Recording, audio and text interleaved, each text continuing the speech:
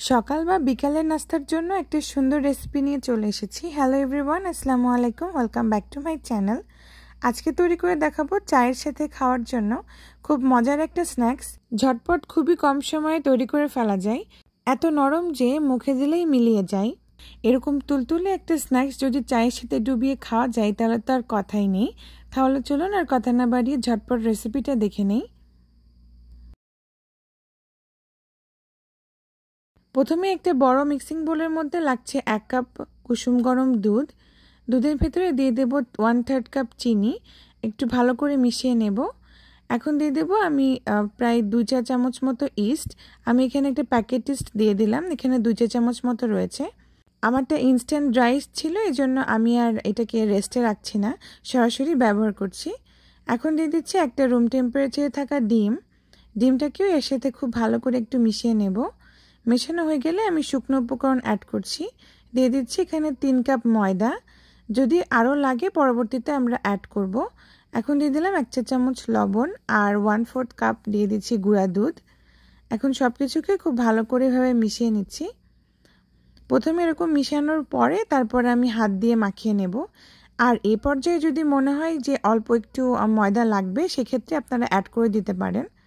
তবে আমার এখানে লাগেনি, আমার 3 কাপে হয়ে গেছে। ঠিক মাখাতে মাখাতে এরকম একটা স্টিকি ডো তৈরি হয়ে যাবে। ডোটা কিন্তু বেশি শক্ত করে মাখা যাবে না, এরকম স্টিকি টাইপেরই হতে হবে। এখন এখানে দিয়ে দিচ্ছি আমি 1/4 কাপ গলানো বাটারটা ব্যবহার করলে এর ফ্লেভারটা বেশি ভালো আসে। আপনারা চাইলে এখানে তেলও ব্যবহার করতে পারেন। এখন এই দইয়ের সাথে বাটারটাকে খুব ভালো করে আমি এভাবে মাখিয়ে নেব। যখন বাটারটা ভালো মতো অ্যাবজর্ব হয়ে যাবে, সে পর্যায়ে ডোটাকে আমি টেবিল টপের উপরে নিয়ে নেব আর প্রায় 5 থেকে 6 মিনিট মতো আমি এটাকে ভালো মতো মথে নেব। এই মথাটা যত ভালো হবে ব্রেডটা ততটা নরম হবে, তাই এই মথাটা খুব ভালো করে মথে নেবেন। প্রায় 5 থেকে 6 মিনিট মতো মাখানোর পর দেখবেন ডোটা একটু নরম হয়ে গেছে আর একটু এরকম স্ট্রেচি হয়েছে। এ পর্যায়ে আর মাখানোর দরকার নেই। এটাকে আমরা এরকমভাবে রোল করে মানে স্মুথ করে একটা বল তৈরি করে নেব। এখন এই ডোয়ের বলটাকে আমরা 1 ঘন্টার জন্য রেস্টে রাখবো। এর জন্য একটা বাটিতে অল্প একটু আমি অলিভ অয়েল ব্রাশ করে নিচ্ছি। এই অলিভ অয়েলের মধ্যে ডোটাকে ভালো মতো বসিয়ে ডোটার উপরেও অল্প একটু অলিভ অয়েল লাগিয়ে দেব আর একটা এরকম প্লাস্টিক র্যাপার দিয়ে ঢেকে আমি এটাকে 1 ঘন্টার জন্য একটা গরম জায়গায় রেখে দেব। আপনারা চাইলে বন্ধ করে রাখা ওভেনের ভিতরেও রাখতে পারেন, তাহলে তাড়াতাড়ি এই কাজটা হয়ে যাবে। এখন এই যে দেখুন 1 ঘন্টা পর এটা ফুলে একদম ডাবল হয়ে গেছে। এখন ডো থেকে আমি বাতাস বের করে দেব আর ঠিক এরকম একটা গোল করে আমি বেলে নেব। এরকম একটা বড় রুটির মতো করে নেব, তবে বেশি রুটির মতো পাতলা হবে না, একটু মোটা করে রাখবেন। ঠিক এরকম টাইপের যখন হয়ে যাবে সে পর্যায়ে আমি একটা পিৎজা কাটার দিয়ে চারিদিকে এভাবে কেটে নিচ্ছি।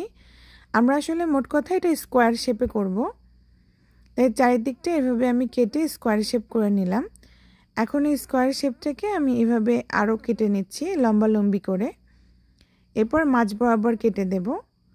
এরকম করলে একটা সুন্দর একটা নাস্তার শেপ হয়ে গেল। কেটে রাখা যে ডোয়ের পাটটুকু ছিল সেটুকু দিয়ে আপনারা আবার এরকম বড় রুটির মতো বেলে স্কোয়ার শেপ করে কেটে নিতে পারেন।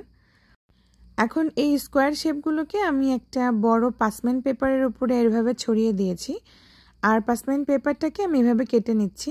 এতে করে যখন ডোটাকে আমরা তেলের মধ্যে ছাড়বো তখন আর কোনো প্রবলেম হবে না, শেপ একদম পারফেক্ট থাকবে। এখন এটাকে আমি আরও আধা ঘন্টার জন্য এরকমভাবে ঢেকে রাখছি যাতে হালকা একটু ফুলে যায়। দেখুন একটু ফুলে উঠেছে। এখন এটাকে আমরা সরাসরি তেলে ভাজবো। এ পর্যায়ে তেলের টেম্পারেচার কিন্তু একদম কুসুম গরম থাকতে হবে, খুব গরম তেলে এটাকে ভাজা যাবে না। অতিরিক্ত গরম তেলে ভাজলে ওপরে কালার চলে আসবে কিন্তু ভেতরে পারফেক্টলি কুক হবে না।